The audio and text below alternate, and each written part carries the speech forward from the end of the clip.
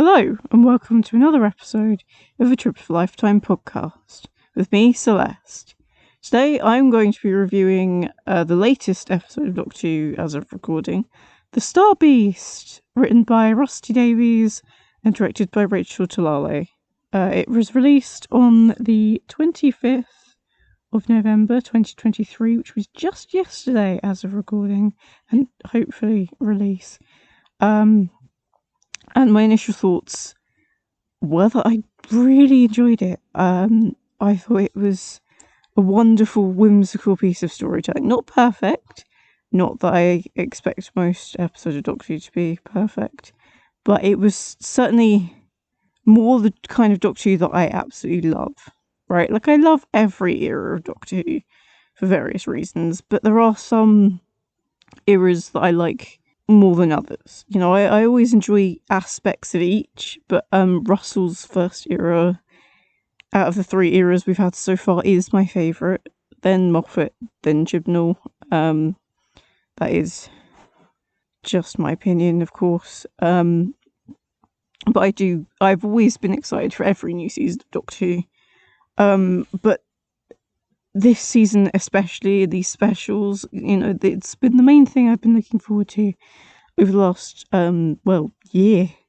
Or not even the last year, the last 2 years, really. I remember watching looking at Twitter when they were filming and seeing all of the pictures of David in the new costume and hearing, you know, all the theories and, we saw Yasmin Finney and Catherine Tate and Bernard Cribbins, of course. Really hoping he ends up being in one of the later specials. So it was really cool to, you know, see it all the way through from all of the set pictures to now. Russell's writing, as always, is on form. I love the dialogue and the banter between the two characters. It does feel like they never left, but also it feels like they're brand new iterations of the characters at the same time. Like, I'm still not sure about Tennant getting a new incarnation. I'm also still not quite sure also about calling the new incarnation 14. Like, I feel like we could have just gone with something like the War Doctor, where, you know, they get a word rather than a number, and had Ncuti be 15th. But I guess Russell also wanted to make it absolutely clear that this wasn't the 10th Doctor. Like, I can see it from both sides. But just, it does worry me that it might set the precedent of bringing back old Doctors when the show is getting a bit, I don't want to make it out as if the show has absolutely gone downhill since Jodie and Chibnall arrived, because that's not true. But I do think it did, but it is a fact that it did dip slightly in popularity, and I think Russell wanted to breathe new life into it, ironically, by bringing back some old faces, but then bringing new ones with Ncuti and Millie. As well as bringing in guest stars like Neil Patrick Harris, Nicola Coughlan, Jonathan Groff. And I think he's done that rather effectively.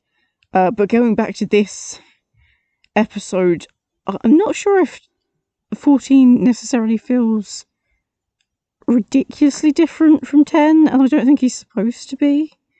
But I do wonder how he'll differentiate in more high pressure situations, because at the moment, you know, this adventure was relatively low stakes, and that's on purpose, and I quite liked that. It was quite refreshing to not have like a universe ending disaster. It was just, well, I say just London, I mean there's still a lot of people, but like comparatively it's a lot less than Flux, where it was the entire universe that was in danger. So it will be interesting to see, because it does feel like 14 is a slightly more mature Doctor, because, you know, Tennant is 15 years old years older than when he was last in the role. No, not 15. 13 years, rather. It was I think it's 15 years since Donna got her memory wiped. But, so it will be interesting to see how future situations are impacted, because, like, I have seen bits of the 13th Doctor, little references, so it's not as if, 11, 12, and 13 are completely vanished from the Doctor as a person. Like, they're still very much present, but I don't think we've really seen the Doctor be able to, under pressure in the way that he has been in, say, previous seasons, to really tell that he's been these other characters, these other people. I mean, at the same time, I understand why as well, because this isn't really a story you could tell the 10th Doctor. You need that time apart, I think.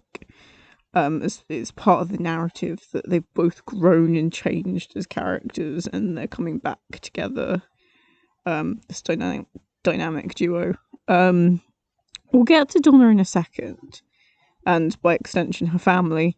I want to focus on the Meep first. Beep the Meep, as he was, or the Meep was known in the comics. I did know about the twist. This is going to be... I am diving deep into spoilers, by the way, if you hadn't already realised. I'll probably put it on the actual name of the podcast episode. But I did know about the twist, that the Meep was actually evil. I did know that, and not because I'd ever read the comic, but because I'd seen videos by Tharies and the Confused Adipose talking about, like, the set photos, and therefore about the character of Beep. So I did know that was coming. I did know that the Wharf Warriors were going to turn out to be the good guys. But, like, even so, the twist was just so lovely to watch. Like, Miriam Margolyes seemed absolutely gleeful in her performance. Like, you could tell she enjoyed every minute of doing that voice. And, like, the tonal shift, I can imagine it was quite shocking for people who weren't expecting it. Or maybe they did expect it, I don't know. It's hard to tell, as someone who did know what was going to happen. But I thought it was just so much fun. It's interesting hearing about on Doctor Unleashed and also the podcast about how they used practical effects, that there was a ballerina inside of the costume, and they had a couple of other people on the sidelines controlling the actual expressions and the way it walked in some places, and that's just genuinely really cool. Like, I love practical effects. Like, obviously you need a bit of a CGI on top, but the more practical effects used, I think the better the finished product looks. And it's so nice to see that, unlike some other big franchises at the moment, the Doctor Who is still relying on practical effects primarily, because, like, so often studios will try out this new technology just because they can, and not necessarily thinking about how good the final product will look and feel. And that's a shame sometimes, because, like, I think having too much of a budget can be as much of a hindrance as having too little of one. It's nice to see that, although Doctor Who now does have that added money from Disney and also Sony through Bad Wolf Studios, that we're not losing the whimsical, the campy, the slightly, well, not low budget, because it doesn't look low budget anymore, but the feel that the show has had since 2005, and also in the classic series as well, with making do with what they had. Let's talk about Shirley next. Shirley Ann Bigham, played by the wonderful Ruth Madeley. This is the first, I think, major character in Doctor Who to be played by an actor in a wheelchair. And it's lovely to see that representation, because other than Porridge in Nightmare in Silver and Banacafalata in Voyage of the Damned, we haven't had very many disabled actors in the show. We've also had the lady who played Diane in Flux, I can't remember her name, but she was quite a minor character, so it's quite nice to have someone, especially someone in unit as well. Like, her wheelchair has like stun gun or stun darts and like a bazooka type thing in it, which was really cool. And to see that she was also like a scientific advisor to unit in the same way that the Doctor was a nice callback to the third Doctor's era, which actually I'm watching at the moment because I'm writing an essay on the Master, but that's for university, but that's another conversation entirely. Yeah, so that was a lot of fun. And to see that also the TARDIS, I mean, we'll get to the TARDIS. The TARDIS is now wheelchair accessible, not just on the outside, but on the inside as well, and how they've incorporated it into the design of it is just so cool. I think this might be one of, if not my favourite TARDIS interior, actually. Like, I think it's really cool. Like, initially when I saw it, I wasn't sure about the colour, like how kind of plain and how white it is, but actually now I'm thinking about it, no, I genuinely really like it. And we will get back to that. So let's touch on Donna now and the nobles. It's lovely to see all of them back. I mean, we haven't seen Wilf yet, and considering that they didn't, because there was a part midway through the episode where it was implied that Wilf had passed away, and then so they're like, no, he's fine. He's just in a care home, in an accommodation, paid for by Kate Stewart of all people. And it was a bit of a bait and switch. The Doc's like, oh, because obviously we as the audience, anyone who's been following along with the production news, knows that Bernard Cribbins did film some stuff for the specials. We don't know how much. We don't, because we saw a bit on the set, but we don't know if he was filming a bit before that or a bit after that. We do know he went into hospital not long afterwards and sadly passed away because at the age of, was he 95, 96? He was, quite old, quite frail by this point. But they did film some footage, so we weren't sure whether or not any of it would be able to make the cut.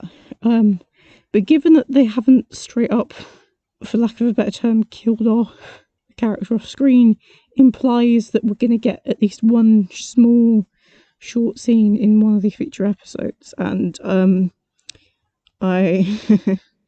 very, very looking forward to that if that is the case.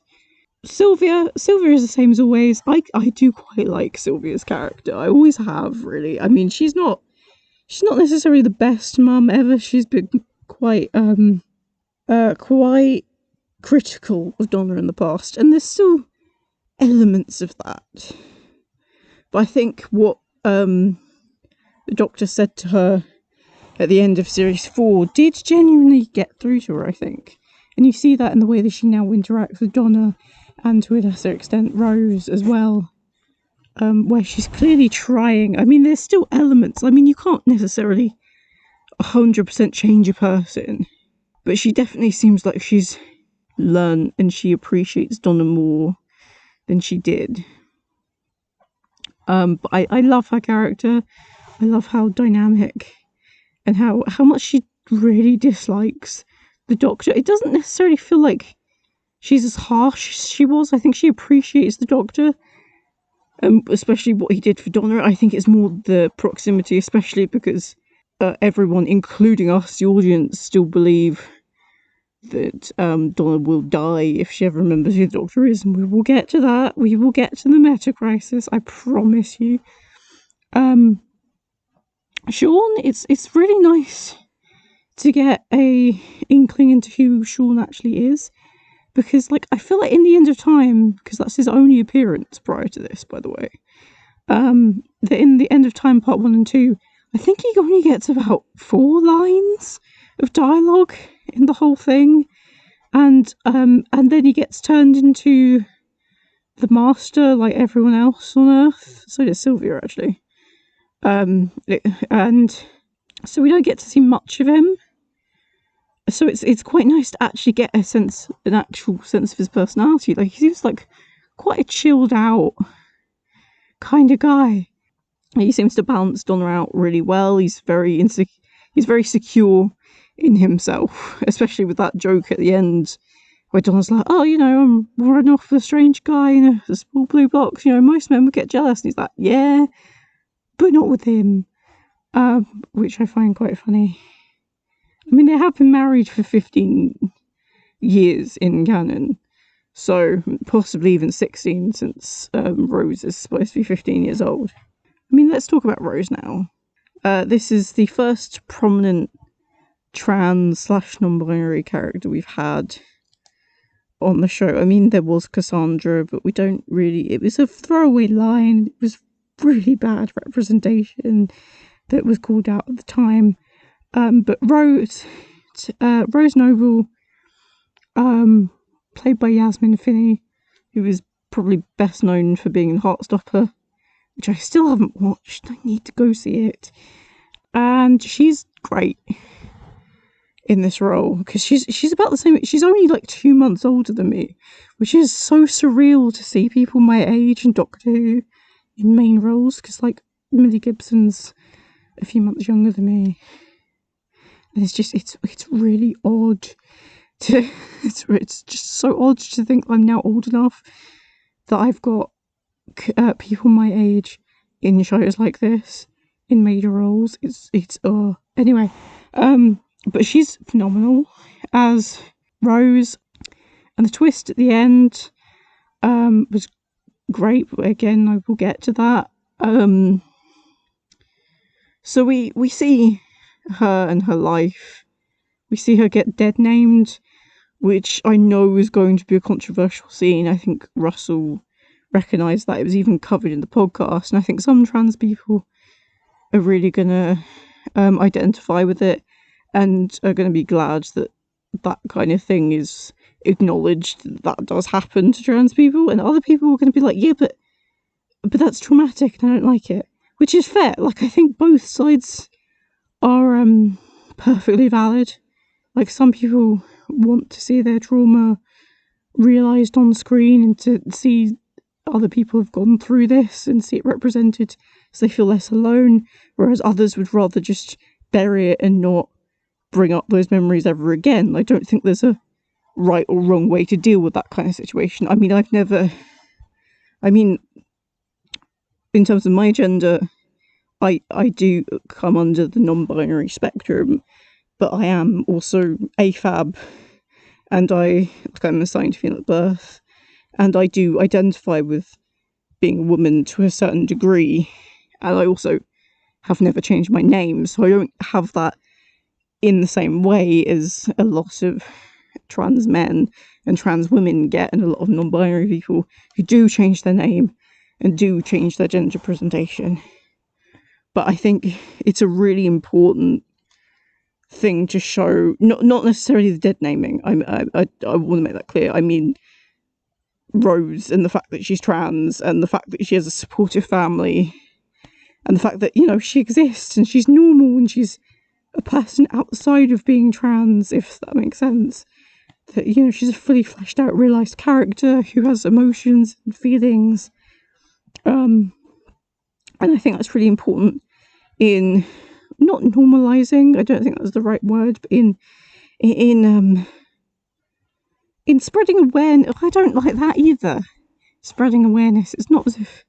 But, there are some people who don't interact with trans people, because they're in an isolated community, and people just aren't as aware of the possibilities, the options. Like, there are so many queer people who don't actually start realising they're queer until they realise that that's the thing they could be, if that makes sense. If you spend so much time thinking one way, and then you're like, oh no, but you could also be this, it just opens a door for you, in a certain sense. So I think that's important, but it's also important for people who are, say, bigoted or or not even them, but just uneducated and don't really know how to approach the subject, or how to what terms to use, things like that. Like, in terms of pronouns and accidentally dead naming people, I think Sylvia as a character was a very clever way of showcasing that, of someone who has good intentions but also makes mistakes sometimes. And it's important to recognise that, yeah, you are going to make some mistakes. We all make them. You know, I have trans friends who were trans when I met them. I've got trans friends who knew that they were in some way genderqueer, but didn't realise exactly what label or what term they identified with, and maybe switched around a few during the time I've known them. And there are some that have come out as trans after I've met them, you know, and so some people have switched pronouns, have changed names, and sometimes you do, in those cases especially, you do slip up a little, and that's normal. And it's just important that you apologise, you correct yourself, and you move on. You don't make a big deal out of it. That's how you deal with that situation. Because, yeah, you're learning, but I think it's important not to make it about you. Like, it's, you know, just, you know, learn, move on, and it's fine. And so I think, you know, having such good trans representation on a show that is on primetime BBC One on a Saturday, seen by millions of people in the UK, but also millions across the globe now, thanks to Disney Plus. Like, that's incredible.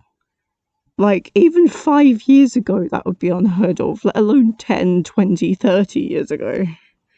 And I don't, because I do think the representation, maybe not the representation, but like some of the stuff in here in regards to like the way Russell almost kind of implies that being trans and being non-binary is 100% the same thing, when there are nuances, there are slight differences. And there's the fact, and I don't know if this is intentional or not, but the slight implication that the reason why Rose is trans in the first place is because of the meta crisis I'm not sure how I feel about that. But I don't think that should undercut how absolutely important this representation is in a show like this. And I do really genuinely think that it will help educate people. I also really hope that if there are transphobes that have watched it, that it stops them watching, because I think, you know, Doctor Who is a show that's always progressive and always moves forward with the times. And, you know, if you can't get with that, then why are you watching to begin with? You know, I mean, I hope that it changes your mind, and I hope that these people realise, oh, actually, maybe I should educate myself, maybe I should learn. But some people are so far into that way of thinking, so far radicalised, I think sometimes there is no hope for them. And in those cases, I think it's, for everyone else's peace of mind, it's just best to move on and just cut them out and ignore them or block them or whatever. So Donna Noble, I love her. She is one of my top companions. Definitely top 3, maybe even second favourite. I don't think she's still not beaten Martha. Martha is still my favourite, but I absolutely adore Donna. I love how normal she is, but also how utterly extraordinary at the exact same time. I love how passionate she is about the people she loves, but how self-conscious and self-depreciating she is, because, you know, she is the every woman in a way, or at least in my opinion. Like, I think every woman can, or woman adjacent, anyone who's been somewhat female can look at her and go, you know what, yeah, I felt that kind of imposter syndrome. I felt unworthy. I've not always loved myself, and I think, you know, I love how well-rounded a character she is. Obviously there was that massive overarching question of, well, if she remembers Doctor, she'll die, so how are we going to resolve that? Because clearly, based on the trailers, we know at some point she remembers. And, well, essentially the question was answered by the fact that she gave birth to a child, right? And some of that metacrisis energy was passed into Rose. And that makes sense, I think. That is the one part of the metacrisis problem that I think does make the most sense. Right, some of it bleeding into a child, and then lessening the burden for her when she does finally remember. I think that's a very clever way of solving it. What I didn't like as much is the whole I'm letting go of this energy bit, because I don't know, I found it a bit easy. B, it also felt a bit like, oh, it's because we're women, and because there was that comment of, oh, it's because you're male presenting, Doctor. That's why you don't understand. And I'm like, yeah, but that doesn't make any sense. What is it about being a woman that means you can let something go? Like, I'm so confused. Yeah, I don't know if I liked that bit in the way that it was executed. But also, like, when you write yourself into a corner like that, how do you get out of it? Like, I mean, I'm sure there might have been a slightly better way of doing it, but what I do quite like is the fact that Russell did get rid of that aspect of Donna, and Rose by extension, because I do think had they kept Donna like superhuman, it would have, like, I think Crystal D said this on the Doctor Who podcast, it would have detracted from the Doctor as a character and made him a bit less special, a bit less interesting if two other characters were basically just like him, but at least in mannerisms and intelligence. And I get that, absolutely. I just loved the slow kind of drip feed of her remembering. Like, it wasn't just a split second. Now I remember it was a softer kind of implied thing where she was like, oh, I want to be like him, and I think, was it Sylvia? It was like who? And then she was about to say it, and then the car they were in jolted to a stop, and then it cut off, and it didn't pay off until later. Like, I loved that. That was great. Also, the little things like the lottery, where subconsciously she remembered the Doctor. Loved those bits as well. I'm really excited to see where the special goes. I love the TARDIS. As I mentioned earlier, I love the design. I love how big it is, and how many levels there are, and how all the walkways flow around in circles. Like, I think that's my favourite bit.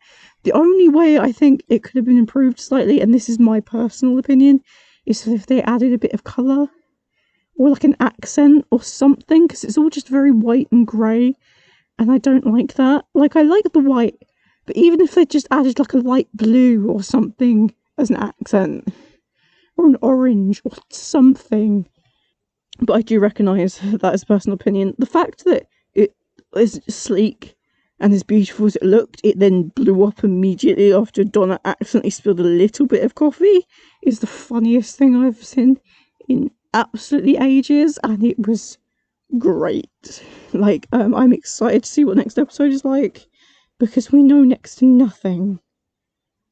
I think I prefer that, because I've seen the little, was it 20-second clip, 30-second clip from Doctor Who Unleashed, which literally, it's so insignificant in terms of the plot of the episode that it tells you nothing about the context. And also the little next time trailer, which also literally tells you nothing. And I quite like that. I don't want to know what's going to happen going in, because I did find myself during the Star Beast, like, seeing those clips that I'd seen over and over in the trailer, in the show, and going, oh, it's that bit, and being taken out of it slightly because of it. But, like, I'm so excited to see next episode. I'm also intrigued to see if there'll be any secret guest stars. I'm not expecting anything big. Like, I'm not expecting it to be in like a multi-Doctor episode, or although I will scream if Matt Smith or like Freema Agyeman show up or something. I'm not expecting that, but if either of them show up, I will die. Metaphorically speaking. Yeah, I think that's about it. As for my rating of this episode, I think it's a solid 7. Right, I can't give it any higher than, like, I absolutely loved my experience of it, but I think it's an absolutely smashing start to the RTD2 era. But I don't think I can rate it any higher than a 7 due to a couple of little niggling things, how fast the end was wrapped up.